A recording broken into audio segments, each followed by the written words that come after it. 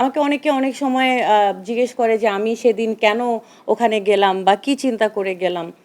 আমি শুধুমাত্র একটা অন্যায়ের প্রতিবাদ করতে গিয়েছিলাম এবং অন্যায়ের প্রতিবাদটাও আমি কালেকটিভলি করার কথা ছিল। আমি বারবার বলেছি সেদিন মার্চ ফর জাস্টিস হচ্ছিল, সো আমি ওখানের একাত্মতা ঘোষণা করার জন্য যে হ্যাঁ আমি অ্যাজ আ ফ্যাকাল্টি আমার স্টুডেন্টদের সাথে এটা অন্যায় হচ্ছে, আমাকে যেতে হবে, আমি গিয়েছি।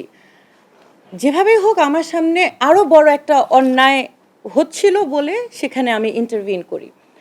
এর বাদে আমার আসলে কোনো স্বার্থই ছিল না। আমি ইন্ডিভিজুয়াল লেভেল থেকে শুরু করে আমি আচ্ছা আরেকটা কথা বলি, যেহেতু আমি অ্যাকাডেমিক, আমার দেখার পার্সপেক্টিভটা আমি খুব অ্যাকাডেমিক রাখতে চাই। আমার ছাত্ররাই বলি তারা যেভাবে তাদের কারণ তারা পলিটিক্যাল অ্যাক্টিভিজমের সাথে জড়িত ছিল এবং তাদের ছাত্রজীবন থেকেই জড়িত ছিল। আমি অন দি আদার হ্যান্ড আমি আসলে কখনোই পলিটিক্যাল অ্যাক্টিভিজমের সাথে জড়িত ছিলাম না। তাহলে আমি যা বলবো আসলে খুব ব্যক্তিগত পর্যায় থেকে বলবো, আমার এক্সপিরিয়েন্স এবং পাশাপাশি আমি শিক্ষক হিসাবে আমার যে বুঝটা সেখান থেকে।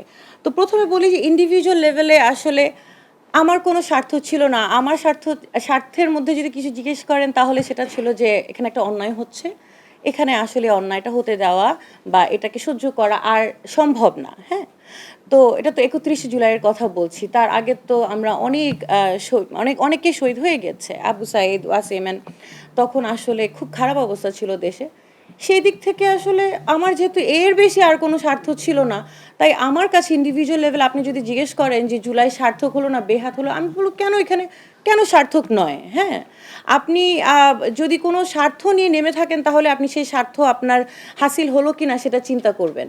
কিন্তু আপনি যদি একটা কজ, হ্যাঁ একটা গ্রেটার কজকে মাথায় রেখে নেমে থাকেন জুলাইয়ে রাজপথে, তাহলে আপনার কাছে আসলে এটাকে বেহাত মনে না হওয়াটাই স্বাভাবিক। হ্যাঁ, বা এটাই এক্সপেক্টেড। হ্যাঁ, এক্সপেকটেশন আশাভঙ্গ হয়, সেখান থেকে আপনি চিন্তা করতে পারেন যে আমরা আসলে যতটুকু আশা করেছিলাম ততটুকু আমরা পেয়েছি কি না। জুলাই আমার কাছে মনে হয় it is what you make of it. So প্রথম হচ্ছে যে ইন্ডিভিজুয়াল লেভেলে আমি যেটা নিজে মনে করি যে আমরা যারা জুলাইয়ে অনেকেই কিন্তু রাজপথে ছিল, কিন্তু সবাই পাবলিক আইতে আসে নাই। আমরা অনেকেই কিন্তু পাবলিক আইতে চলে এসেছি। এটাকে আপনি পজিটিভলিও দেখতে পারেন, নেগেটিভলিও দেখতে পারেন। এখন আমি জানি যে আমাকে দিয়ে জুলাইকে চেনা হয়, তার মানে আমার কর্মকাণ্ড, আমার অ্যাক্টিভিটি, আমার কথাবার্তা সব কিছু দিয়ে মানুষ জুলাইকে ডিফাইন করার চেষ্টা করবে। তাহলে আমি যদি আসলে জুলাইয়ের সম্মানটা সমুন্নত রাখতে চাই, তাহলে আমার নিজেকে ঠিক রাখতে হবে, আমার অ্যাক্টিভিটি ঠিক রাখতে হবে, আমাকে অনেস্ট হতে হবে, আমাকে করাপশন ফ্রি হতে হবে, আমার ব্যবহার ঠিক হতে হবে। হ্যাঁ, তাই না? আমি শুধুমাত্র পলিটিক্যাল রাইভালরির ঊর্ধ্বে যে আমাকে চিন্তা করতে হবে। হ্যাঁ, জুলাইয়ে তো সকল পলিটিক্যাল পার্টিরই অংশীদারত্ব ছিল এবং এটাই স্বাভাবিক যে গণ অভ্যুত্থান পরবর্তী সময়ে যে যার পলিটিক্যাল আইডিওলজি নিয়েই আগাবে। হ্যাঁ,